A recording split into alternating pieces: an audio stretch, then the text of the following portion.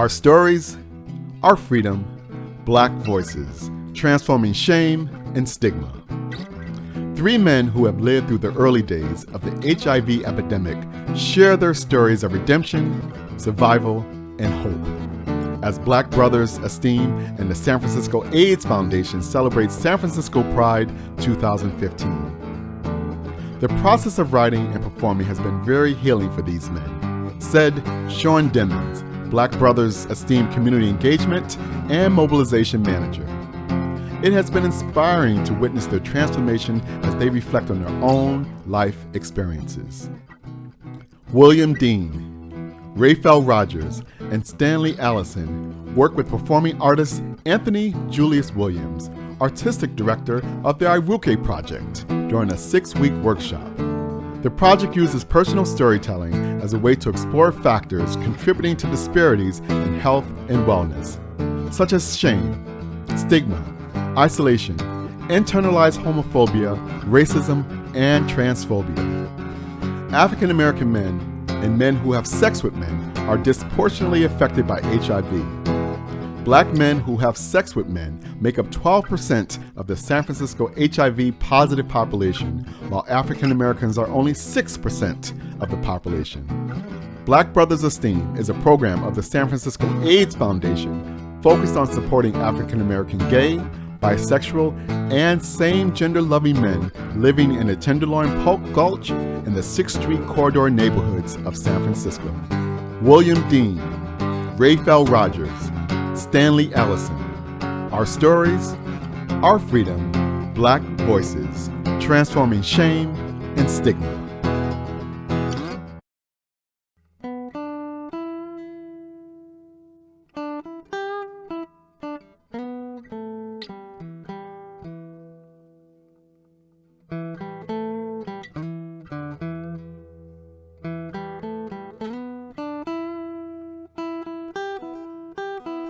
Raephel Rodgers talks about overcoming the guilt and shame of being molested as a child.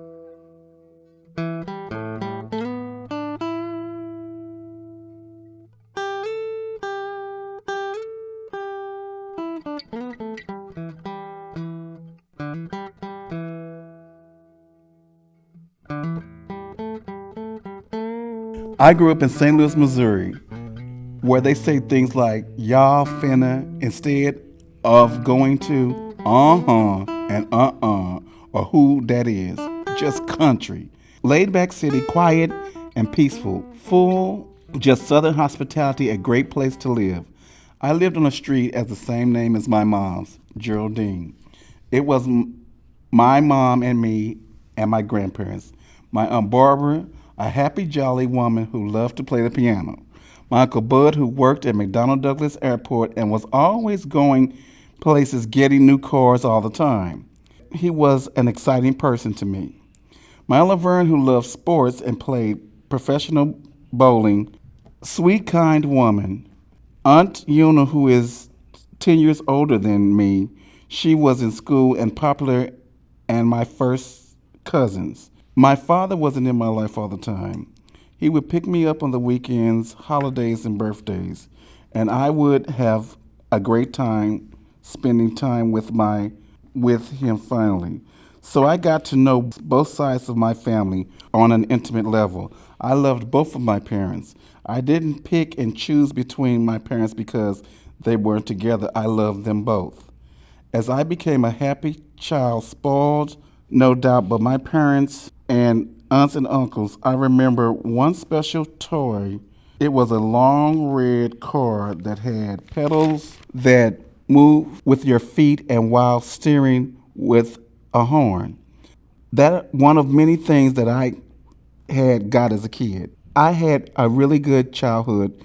When I became a teenager, I was so far off, away from everyone. I distanced myself, barely talked, didn't have too many friends.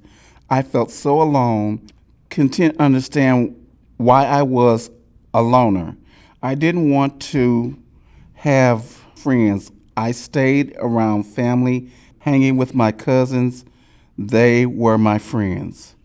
Grew up in the church and gave my life to the Lord at 15 years old. I thought that was the greatest thing for an impressionable young child.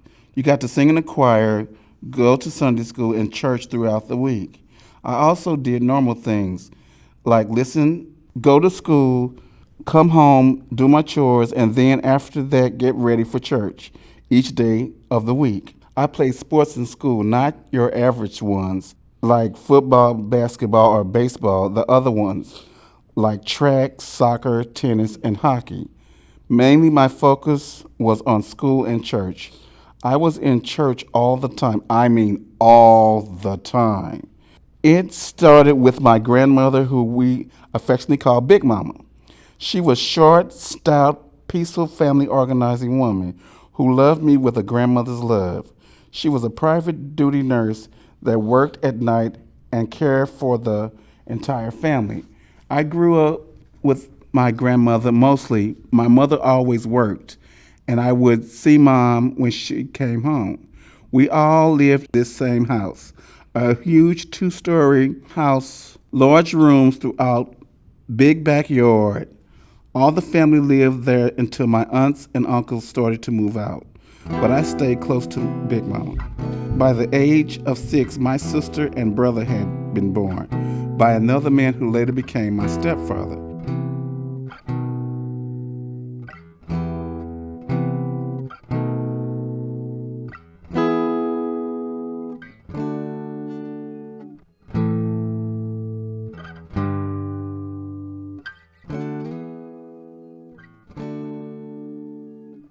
He was a medium-sized man, a light-skinned man that was kind to me, that I had to get adjusted to. But there was a problem because he was not a dark-skinned man like my dad.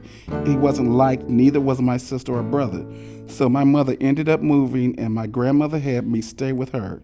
So I longed to see my brother and sister because they went with her. So one cold winter day, my grandparents were going grocery shopping at the A&P that was behind the house where my mother lived. In my little 6-year-old mind, I thought of a plan to get to see my siblings. I saw my mother's backyard. When my grandparents went in the store, I got super courage and ditched them and ran as fast as I could out of the store.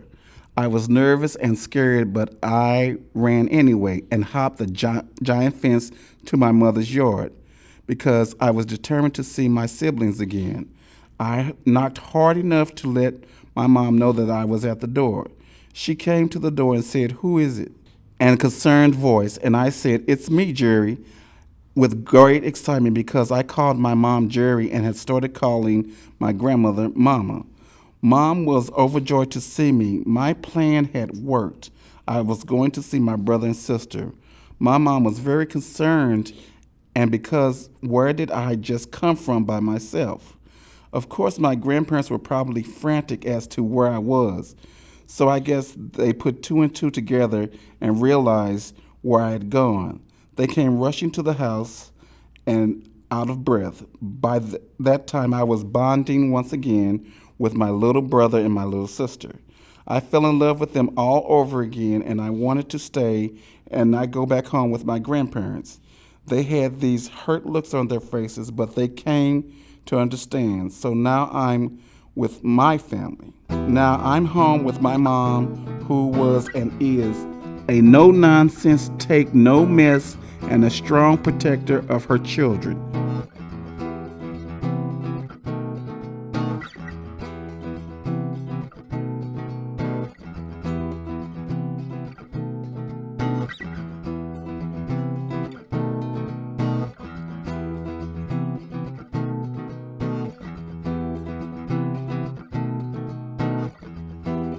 Now I'm living and adjusting to my family and stepdad. I got along with my stepdad, but still he wasn't my dad. That made me feel indifferent, but I dealt with it and became okay with it. We got along. I remember one weekend he took us all to his sister's house, whose name was Dorothy. Healthy, big woman, a lot of fun, and she didn't take no mess either. She had 2 children, Edna and Mason. I got to know them and had fun with them. My family and I stayed the whole weekend. Time passed on and it had gotten late and it was time for bed. So my mother was upstairs with my brother and sister and my stepdad, and I spent the night in Mason's room. We went to bed, but we were still playing. It was footsies. We were kicking each other's feet and laughing real hard. He being 13 and I was 6 and having fun. But then something happened while I was laughing. He started tickling me. It became something else. He started tickling me and playing in my private parts. So now it was more than just playing, and my underwear came off.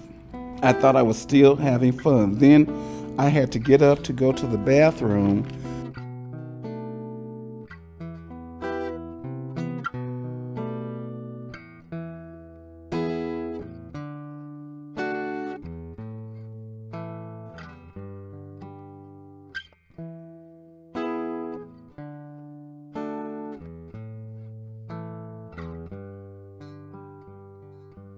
I walked into the hallway and my mother was coming down the steps at the same time. And when she got to me, she asked me, "Where is your underwear?"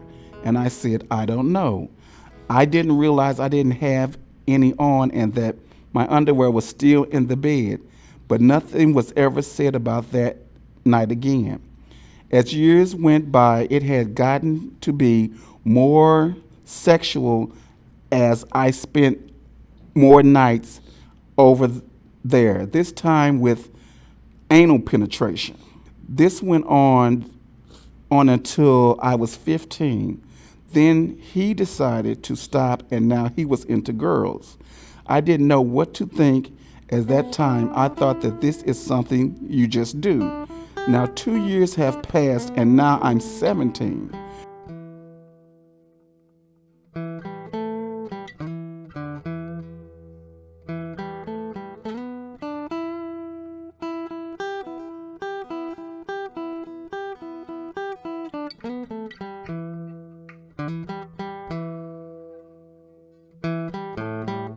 Going to my Uncle Nate's church, which was a very strict Church of God in Christ, Pentecostal, do it like the Bible says. Well, one Sunday morning, the spirit high, choir singing, people rejoicing, rolling in the aisles, praising the Lord and speaking in tongues. Then the fire and brimstone preacher got up to deliver his moving sermon. It was about homosexuality. Now, mind you, I was a sheltered kid who hadn't heard of this new thing he was talking about. He said homosexuality was a sin, it was an abomination, and you're going to hell. If man lay with man like he's supposed to with a woman. Then it hit me like a ton of bricks. I became unglued and I left church immediately. I didn't know what to do. All this time, this is what I was doing. It made me feel upset and feel hurt and ashamed. I ended up dropping out of high school and didn't know what to do. I closed up and tried to hide myself from the world. I didn't know who to talk to, where to go, just lost. Being in the Bible Belt, that's something you just don't do.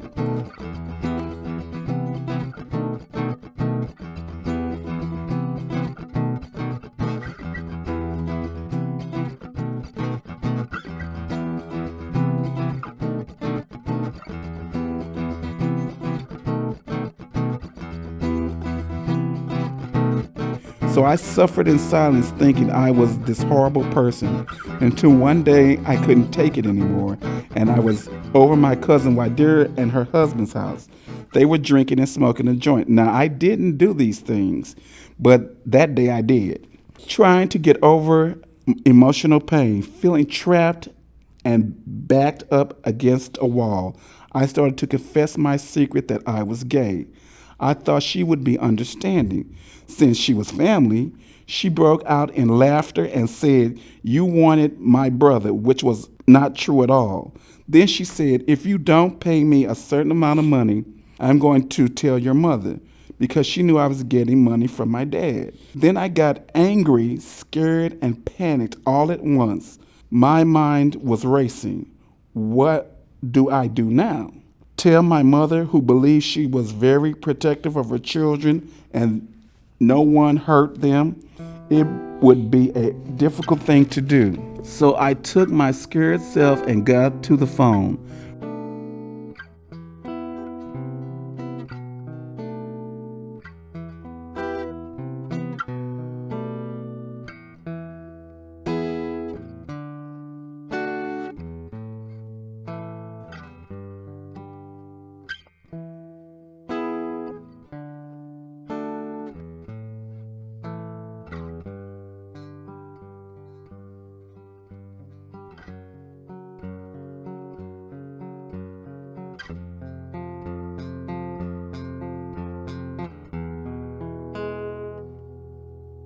First, I had to realize I had been molested and violated sexually as a kid. I nervously dialed the number. I began very slow, softly to tell her what had been happening to me all these years. She was hurt and upset. I could see in her the uncontrollable tears in her voice, because most parents' dreams are that their sons or daughters get married, have children, and start a family. She wanted to do bodily harm to my stepdad's family.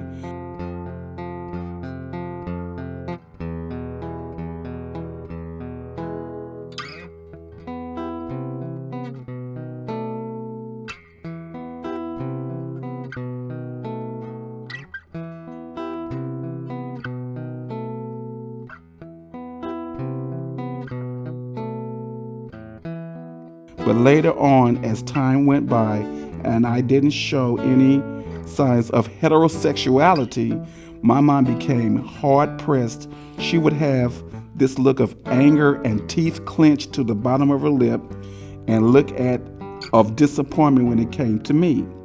I was scrutinized about all I did, where I went, and when I would get back. If I wore something like shorts or my MC Hammer harem pants, she would cut them up because she deemed them gay and men don't wear that.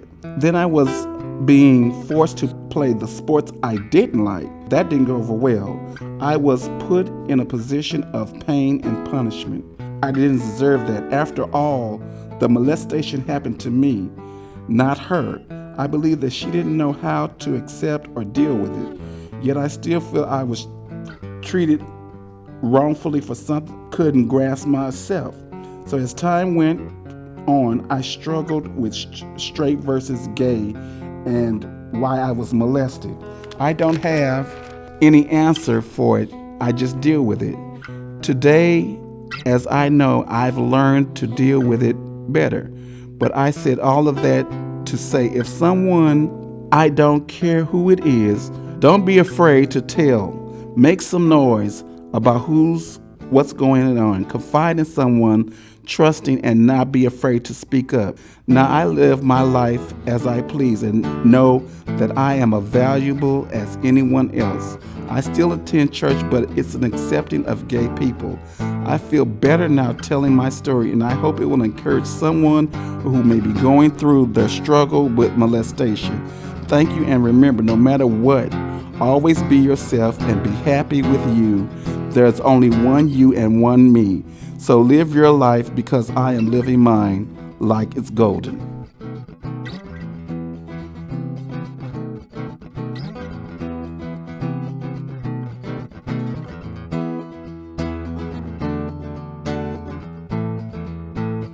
Our stories, our freedom, Black voices, transforming shame and stigma.